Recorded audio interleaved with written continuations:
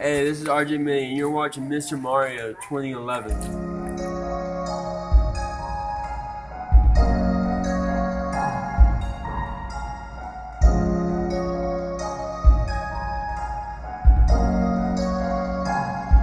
Hey guys, what is going on? It is me, Mr. Mario, and today I am wanting to bring you all another commentary because I do enjoy talking with you all and I do enjoy making these commentaries. So if you are watching this, thank you very much. I really do appreciate your support. I appreciate the viewership and everything like that.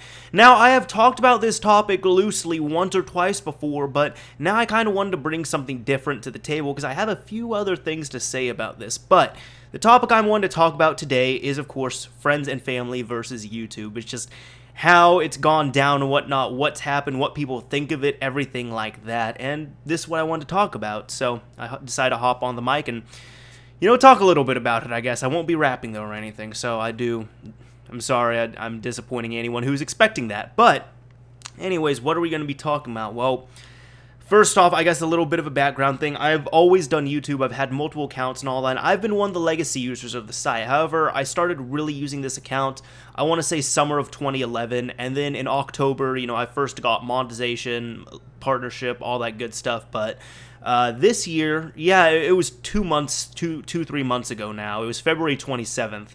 I ended up going with Curse Network. So I'm currently partnered to Curse right now. But, I've been able to get a little bit of a following, which has been really great, and I'm happy. I'm so happy that there's people that, will watch my content and everything. I thank all of you for that. But, a lot of stuff has changed in the past 3 years or so, Hell, I mean, we'll talk about this real quick. When I first started really doing YouTube, started uploading kind of regularly, it was the summer of 2011. I had just graduated high school. I was going to be going into college with a degree in computer science. And that's when I first started getting a little bit of a following, and by a little bit, it was maybe 20, 30 subs a month growing at that, which I was mind blown at that. I remember getting 100 subs, and I thought that was crazy awesome. Now it's like, summer of 2014, 3 years later, I've completely changed to the point where it's like, I haven't lived with my parents since, July of 2012. I have my own place now.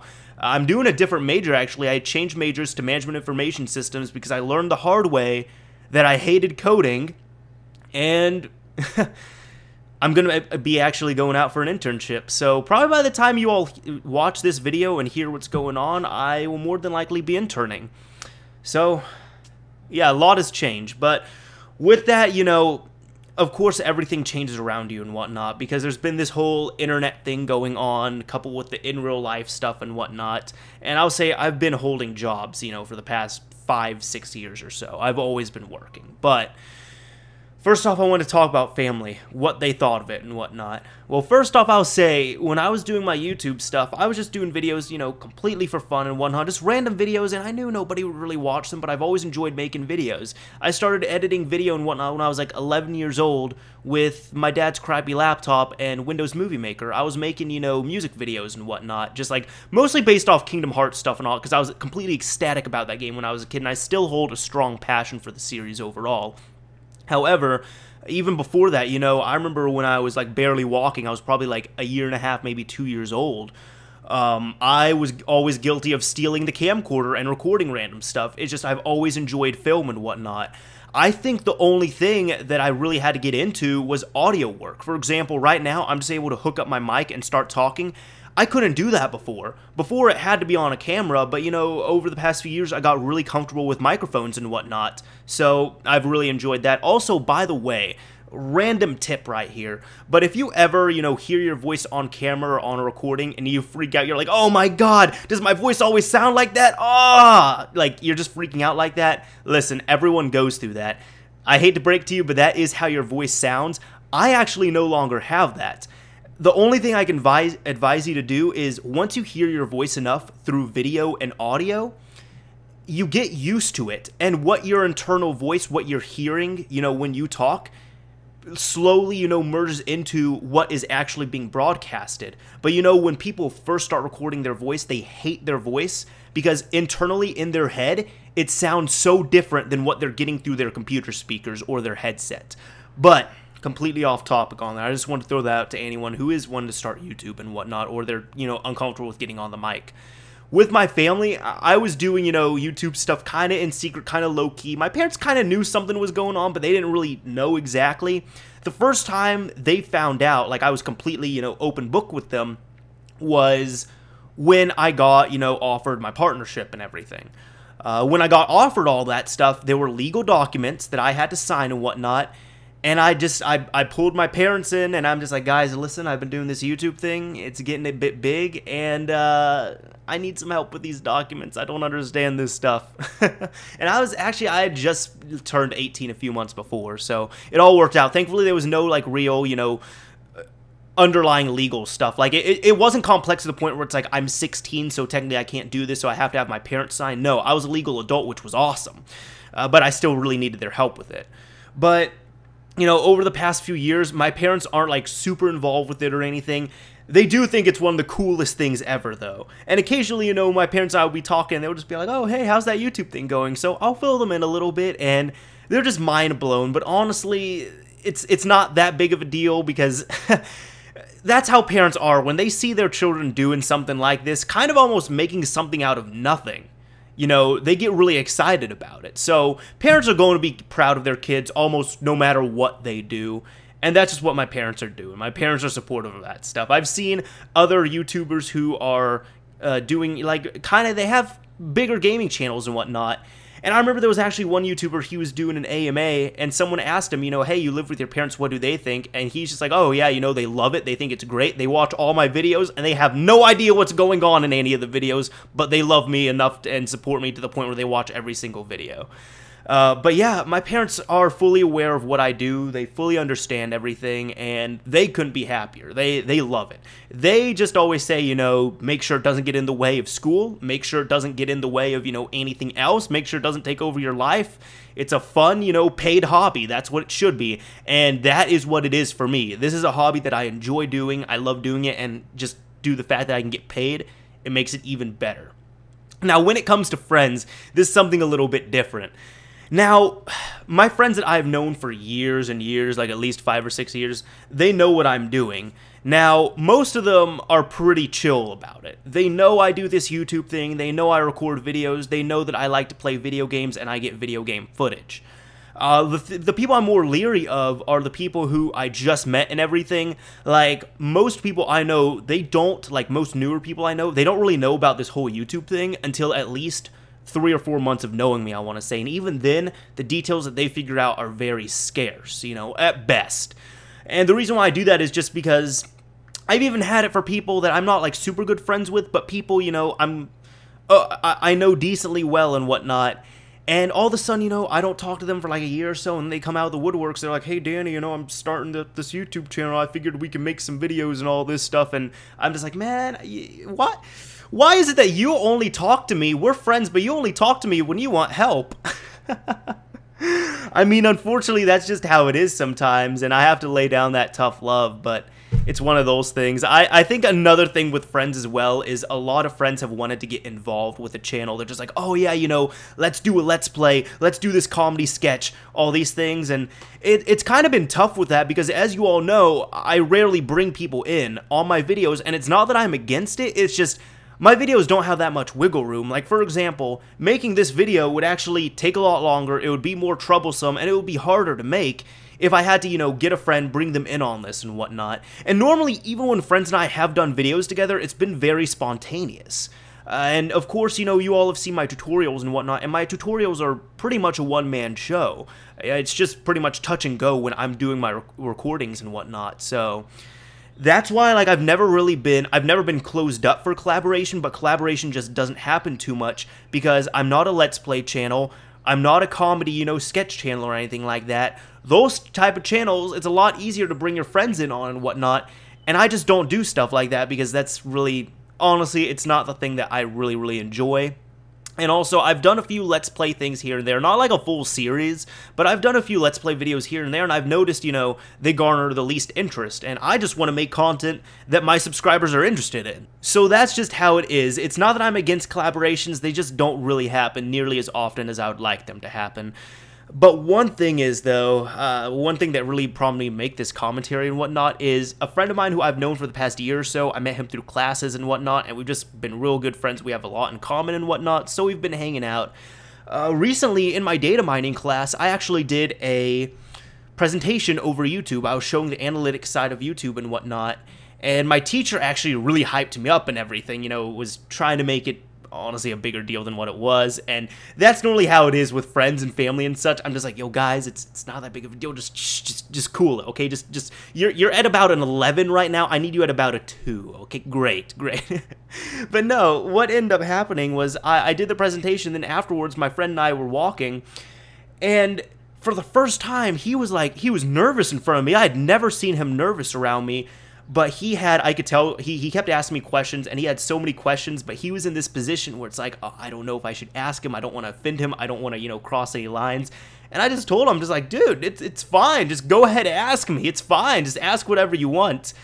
And you know, that was the only time it's really been awkward or anything when we talked, and it was just more one of those things. I think at the same time, he was also kind of, I don't want to say mind blown, but just kind of shocked that, you know, I had been doing this type of YouTube thing for so long, and I've known him for about a year, and he did not know anything about this at all. And it's nothing that I really hide from friends or whatnot. I'm very easy to find and whatnot, although, like, on my personal Facebook and everything, I don't post about my YouTube, I don't do anything like that on there. But it's more, if somebody asks me, they're like, I've known you for 2 years, why have you never mentioned YouTube? My response is, well, you never asked about it, so I just never felt like bringing it up. Because I'm one of those people, it's like, I like that secrecy as well, too, almost. It's like, this is a thing that goes on, you don't really know about it, it's fine. It's like, if you did know about it, it wouldn't really benefit you or do anything in either way. It's not anything good or bad. But, you know, you don't need to know about it now, and I'm not a person who's really going out, and I'm not trying to be an attention whore or whatnot, so, you know, let's just go ahead and keep this on the down for now, and we'll be okay. Now, I will say, I think the only thing that kind of, I guess I want to say annoys me, I'll just be honest about that, with some friends knowing and whatnot, it's some people, not all people, for sure. Most people, as I said, are pretty chill about it, but there's some people where they really want to get involved, they're really pushing and whatnot, and I can handle it, but it's more the people who try and post about it on everything, so, or talk about it. So, example, like, we might be in a group, I might be with a group of people, and it's people that I'm just meeting for the first time, and I'll have somebody who's all like, oh yeah, well, you know, Danny over there is making all that YouTube money and stuff. I'm just like, what? We weren't even talking about YouTube. Why are you bringing it up? Like, why? Why do you have to bring it up? And then just the way it's brought up too, I'm just like, you're making it sound so ignorant, you're making it sound bigger than what it is. It's nothing like that. I apologize. Now, seriously, I understand a lot of it is just, you know, out of love and excitement and everything, because I've thought about it from, you know, other perspectives as well. And like, for example, when I've seen my friends, you know, get big opportunities, big things have happened, whatnot, I've been hyped for them, but it's more been one of those things. And since you are watching this video on the internet, I know for a fact everyone watching this video right now can relate, but it's more one of those things where it's like, hey, some stuff that happens online needs to stay online and out of the real world. Some stuff that happens in the real world needs to stay there and not come online, okay? Are we cool? Alright, cool. And one example of that is, well, I just have plenty of examples of everything, but one example like that is, I had a video, I'm not saying who it is, I'm not saying what video it was, it's not even that big of a deal, but there was one video where I was talking about some things, and then one person who was kind of related to it and everything, I wasn't even talking about him directly, but he asked me a question, and it was a vague question, and I answered, and then he started answering back in a bunch of detail and whatnot, but then he started dropping people's names and everything. So, there's been times like that where I've had in real life friends who watch my videos and whatnot, and they will comment, like, I'll see them on here and everything, like, for example, the music I've used, like, in real life friends know about this, but like, the music I'm planning on using in this video, hopefully I remember to use Elliot Fox music, but Elliot Fox is a group of 2 people, and one of the people I've gone to school with since middle school. So I've known him since then, at least. So he knew about the whole thing, and he actually offered. He's like, hey, I know you're always looking for music. If you're interested in our stuff, let us know. I can send you some tracks, and, you know, Donald, thank you for that, by the way. Really appreciate it. And definitely check out Elliot Fox, because they make some great stuff. But, you know, things like that, and I'm completely deviating off this, so I apologize for that. But what happened was, this guy, he ends up dropping, you know, a whole bunch of kind of personal information, nothing that would affect me, but more would affect other people that I didn't want affected.